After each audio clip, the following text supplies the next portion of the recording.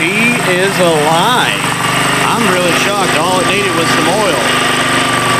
I had to put some oil in it and it finally started running. Let's see if this is working. Ooh, yay. It is.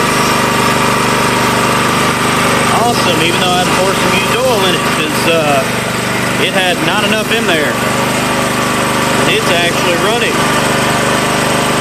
I need to test out some plugs. I wanted to get at least a good video of it running so the guy can see it. That's running relatively good. It didn't have any oil. Josh, I'm sorry I had to use used motor oil at the time because it's got a safety check. That's a shock. And it's running relatively smooth. So, alrighty dude. I think she's officially done. And she runs. So see that voltage working. It sounds good. But Josh, I would recommend getting an oil change. Miller out.